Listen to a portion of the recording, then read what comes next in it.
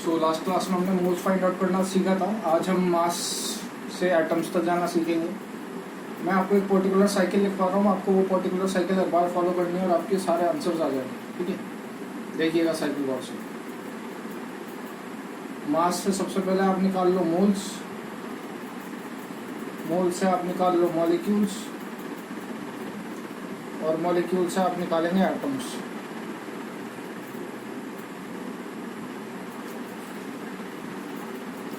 ये साइकिल मेरी फिक्स है। मास से मोल्स, मोल से मॉलिक्यूल, मॉलिक्यूल से एटम्स। मास से मोल्स निकालने का क्या फंडा है, वही अपन ने देख रखा है। Moles equal to weight by molar mass होता है। मोलर मास को अपन स्मॉल m से डिनोट कर रहे हैं। ठीक है, 2 बार कैपिटल M लिखा है मैंने आपको। तो वेट को मोलर मास से डिवाइड कर दो, मोल्स आ जाएंगे। मोल्स के बाद मोल्स को मैं डिनोट कर रहा हूँ N से, इसको आप मल्टीप्लाई कर दो Na से। मोल्स को आप मल्टीप्लाई कर दो Na से। Na क्या है, वोगैद्रो नंबर। आपके पास मॉलिक्यूल्स आ जाएंगे। जो भी आपके पास मॉलिक्यूल्स आए उसको आप मल्टीप्लाई कर दो एटॉमिसिटी से, आपके पास एटम्स आ जाएंगे। एटॉमिसिटी क्या होती है बताऊंगा।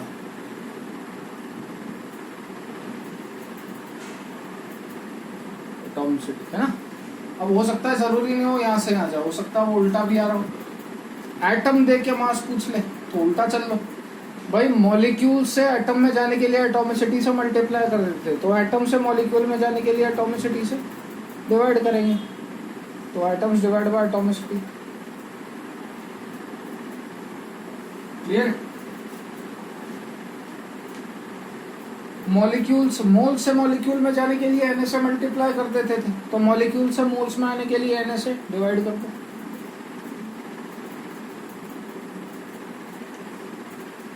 मास से मोल्स में जाने के लिए मोलर मास से डिवाइड कर देते थे, तो मोल्स से मोलर मास में आने के लिए क्या करोगे, मोलर मास से multiply. N into molar mass equal. ये छोटी सी साइकिल है, आपको ये हर बार फॉलो करना। मॉलिक्यूल्स के नाम पे ध्यान रखिएगा, वो आपको कई बार इलेक्ट्रॉन, प्रोटॉन और न्यूट्रॉन भी निकलवा देता है। ठीक है, तो जो भी आपके मॉलिक्यूल्स आएंगे उसको आप मल्टीप्लाई कर दीजिएगा number of electron in one molecule,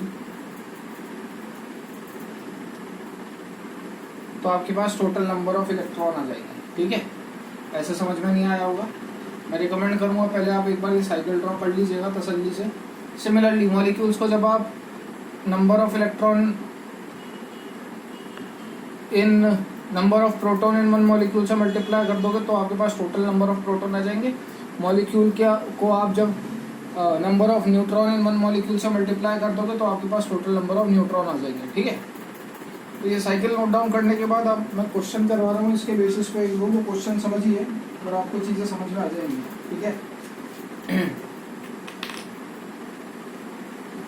एक ही क्वेश्चन मोर देन सफिशिएंट है, उसके अंदर ये सब कवर हो जाएगा। उसके बाद तो आप आसानी से कर ही दो।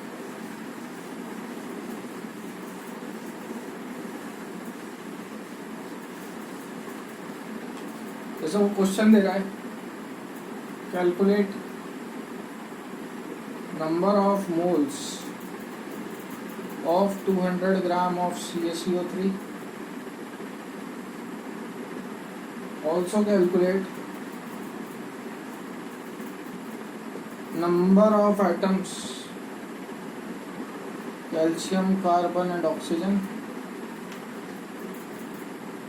और एक और पार्ट है इसका थर्ड, फर्स्ट ही हो गया, सेकंड ही हो गया, third. Also calculate total number of electron, proton, neutron. पहले से स्टार्ट करते हैं। तो भैया क्या निकालना है, नंबर ऑफ मोल्स निकालने। वेट पता है, मोल्स निकालने हैं। मोल्स का फॉर्मूला होता है वेट बाय मोलर मास। अब वो साइकिल के साथ कंपेयर करना है। वेट पता है, मोल्स निकालने हैं, तो मोलर मास से डिवाइड कर दो। कैल्शियम कार्बोनेट का मोलर मास निकालोगे तो कैल्शियम का 40, कार्बन का 12, ये आएगा 16 × 3 यानी कि 48। ओवरऑल कैलकुलेट करोगे तो मोल्स आएंगे 2। मोल्स आ गए 2, मोल्स के बाद क्या निकालते थे, मॉलिक्यूल्स। कैसे निकालते थे, Na से मल्टीप्लाई करते थे और उसको एटॉमिसिटी से मल्टीप्लाई करते थे तो आ जाता था एटॉमिसिटी। एटम्स ऑफ एटॉमिसिटी क्या होती है, individual number of atoms participating in a compound. जैसे CaCO3 है तो atomicity with respect to calcium कितनी होगी, 1। विद रिस्पेक्ट टू कार्बन कितनी होगी, 1। विद रिस्पेक्ट टू ऑक्सीजन कितनी होगी, 1। ठीक है। तो क्या मैं अगर आपसे मॉलिक्यूल पूछ लूं, मॉलिक्यूल कितने होंगे, तो अपन क्या करते थे मॉलिक्यूल्स में, मोल्स को मल्टीप्लाई कर दो Na से, मॉलिक्यूल आ जाएंगे। तो it is 2Na molecules. Molecule से एटम में जाने के लिए क्या कर देते थे, एटॉमिसिटी से मल्टीप्लाई। तो एटम्स ऑफ कैल्शियम कितने आ जाएंगे 2 into Na, ये तो मॉलिक्यूल्स हो गए, multiply by atomicity with respect to calcium and calcium carbonate is 1, it is 2Na। With respect to carbon and oxygen same आ जाएगा, ये आएगा 2Na और ये आएगा 2 into Na into atomicity with respect to oxygen is 3, 6Na। ये आपके पास atoms आ गए। तो शुरू के दो पार्ट तो सॉरी शुरू के दो पार्ट तो हुए सॉल्व। बात आ जाती है थर्ड पार्ट की। थर्ड के लिए समझिएगा, मैं ये सब हटा रहा हूँ, है ना।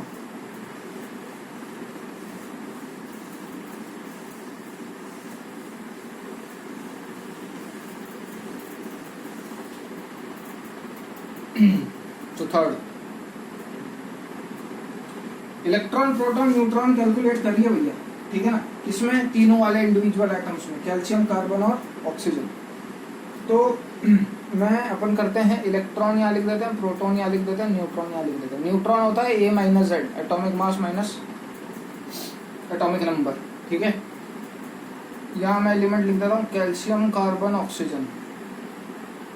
कैल्शियम का एटॉमिक मास होता है denoted by A, atomic mass होता है 40, एटॉमिक नंबर होता है 20, लिखवा रखा है।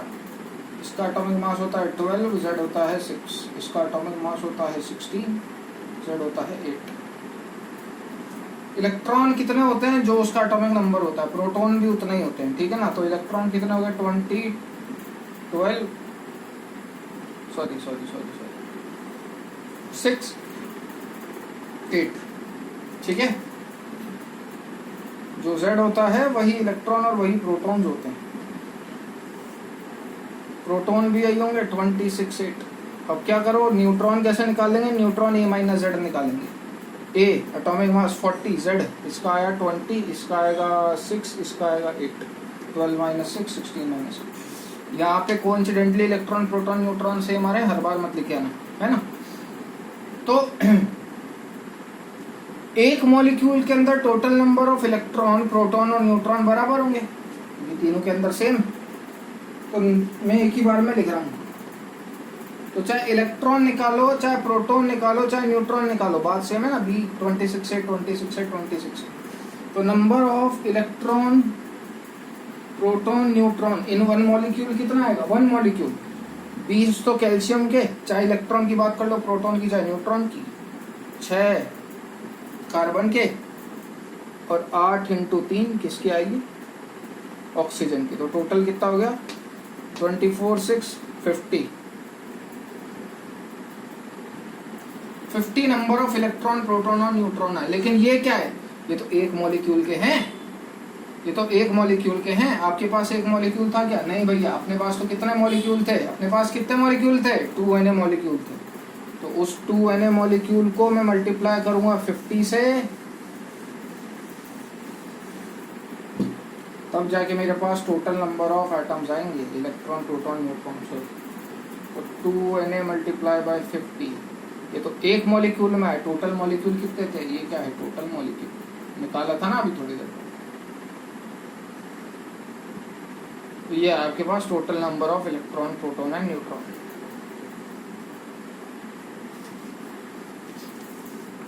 होपफुली क्लियर हुआ है ना। एक और क्वेश्चन कर लेते हैं last.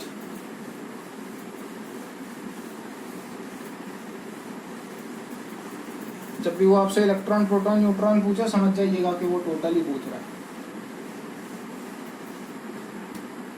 Calculate number of electron, proton, electron ही कर ले, छोड़ो, electron in 1.6 gram of CH4। ठीक है। इलेक्ट्रॉन निकालना है यानी कि मॉलिक्यूल्स तक जाना है। मॉलिक्यूल तक कैसे जाएंगे, क्या दे रखा है, वेट दे रखा है, तो वेट को डिवाइड कर दो मोलर मास से, मोलर मास निकालो तो 16 आएगा 1/10, है ना। मोल्स आएंगे, सॉरी वेट दे रखा है तो मोल्स आएंगे। मोल्स को आप मल्टीप्लाई कर दो Na से तो आपके पास मॉलिक्यूल्स आ जाएंगे।